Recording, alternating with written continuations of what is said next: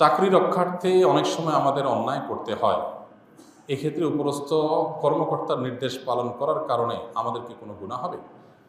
ভাইরা আমাদের অনেক ভাইরা আছেন যারা মনে করেন যে আমি তো আমার ডিউটি পালন করছি, আমি আর কি করব, আমি তো উপরস্থ বস বা কর্মকর্তার নির্দেশ রক্ষা করছি, আমি নিজে থেকে তো কোনো অন্যায় করছি না, অতএব এটার জন্য বোধহয় আমার কোনো দায় থাকবে না। পরিষ্কারভাবে তারা শুনে রাখেন, আল্লাহ রাব্বুল আলামিনের কাছে নির্দেশদাতার অপরাধের যেরকম বিচার হবে, নির্দেশ তামিল করে যিনি অন্যায় করেছেন, অপরাধ করেছেন, বাস্তবায়ন করেছেন, তারাও আল্লাহ তাআলা কি করবেন? বিচার করবেন।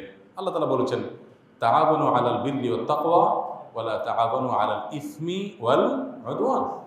তোমরা ভালো কাজ, তাকওয়ার কাজে একে অন্যের সহযোগী হও, আর পাপ এবং সীমালঙ্ঘন, আল্লাহর অবাধ্য হওয়ার মতো কোনো কাজে কেউ কারোর সহযোগী হতে পারবে না। আমার আত্মীয় স্বজন, তার মুখের দিকে তাকে একটা অন্যায় করলাম, স্যার বলছেন নির্দেশ, তাই আমি চাকরি রক্ষার্থে করলাম, কোনো আল্লাহ তাআলার কাছে এই সমস্ত এক্সকিউজ কাজে আসবে না। এজন্য ভাই, যেই চাকরি করতে গিয়ে আপনাকে অন্যায় করতে হবে সেই চাকরি করবেন না। মানুষের একটা পেট পালার জন্য এত কষ্ট করতে হয় না।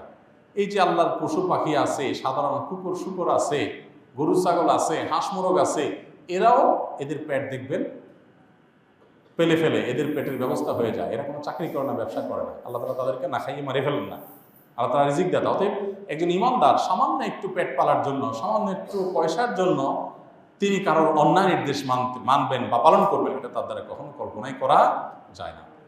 অনেক ভাইরা আছেন প্রবাসে, রেস্টুরেন্টে চাকরি করেন, তাদের মদ, শুকরের গোশত এগুলো তাদের পরিবেশন করতে হয়, প্রস্তুত করতে হয়, রেডি করতে হয়, সার্ভ করতে হয়। তারাও একই প্রশ্ন করেন যে আমাদের জন্য এটা জায়েজ হবে কিনা, আমি তো নিজে মদ পান করি না, আমি তো নিজে হারাম খাই না।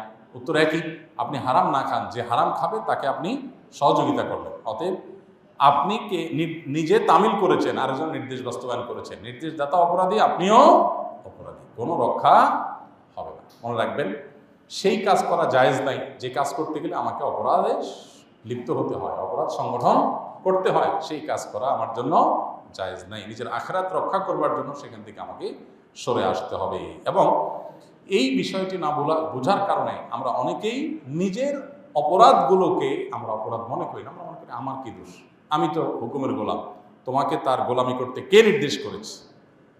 লা তাআতা লিমাখলুকিন ফি মাসিয়াতিল খালিক।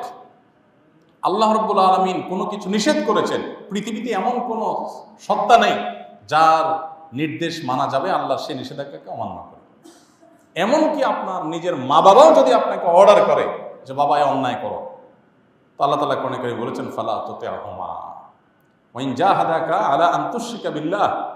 আল্লাহর সাথে শরীক করো এই নির্দেশ যদি বাপ মাও দেয়, যেই কোনো অন্যায়ের কথা যদি বাপ মাও বলে, তাহলে ফালা তুতি'হুমা, তাদের ওই কথার অনুসরণ করা যাবে না, ওই কথা মানা যাবে না। অতএব বস তো বস, চাকরি তো চাকরি, জন্মদাতা মা বাবা যদি অন্যায় করতে বলে সেটা করা যাবে না। বিধায় আপনি হুকুমের গোলাম, আমি অর্ডার তামিল করেছি, এই কথা বলে আল্লাহর কাছে পার পাবেন না। আল্লাহ তাআলা আমাদের সবাইকে সবসময় সততার উপরে, নিষ্ঠার উপরে পরিচালিত করার নিজেদেরকে আল্লাহ তাআলা তৌফিক দান করুন, এবং সব ধরনের অন্যায়, সব ধরনের অবিচার, সব ধরনের জুলুম, সব ধরনের গুনাহের কাজ, পাপের কাজ, এটা থেকে বেঁচে থাকতে হবে। আমাদের অনেক ভাইরা আছেন ছোটো ছোটো চাকরি করেন, স্যার মদ খাবেন, নিজে মদ খায় না, স্যারের মদের বোতলটা গাড়ি থেকে এনে দিতে হয়।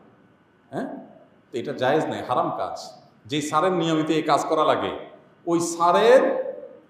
ওই স্যারের চাকরি ছেড়ে দিয়ে প্রয়োজনে রিক্সা চালাবেন, প্রয়োজনে অন্য কিছু করবেন। আমি জানি এই পৃথিবীটা বড় সংকীর্ণ হয়ে আসছে। আজকে এক ভাইয়ের একটা লম্বা চিঠি পড়লাম, দুঃখ করে লিখছেন যে আমি হেদায়েতের পথে আসছি বেশি দিন হয় নাই, এখন দেখি পায়ের তলায় মাটি নেই, সৎভাবে ব্যবসা করতে গেলে যান বাঁচে না এমন অবস্থা। কারণ সব অসৎ ব্যবসায়ী, এদের মধ্যে একজন সততার সাথে থাকতে গেলে তার জিনিসের দাম বেশি হয়, মানুষ বেশি দিয়ে কিনতে চায় না, নানামুখী বাধা আসে। ভাইরা আমার, পৃথিবীটা মুসলমানদের জন্য সংকীর্ণ। ওয়াদাকাত আলাইনাল আরদু বিমা রাহাবাত, যতদিন আসবে তত আমাদের জন্য পৃথিবীটা ছোট হয়ে আসবে। যেখানে যাব অন্যায় অনাচার, এটা করা যাবে না, ওইটা করা যাবে না, এটা কিয়ামতের লক্ষণ। এই সময়গুলোতে কোনো রকম যান বাঁচিয়ে জীবনটা পার করে দিতে হবে, তারপর সততার সাথে কোনো প্রকার কম্প্রোমাইজ করা যাবে না।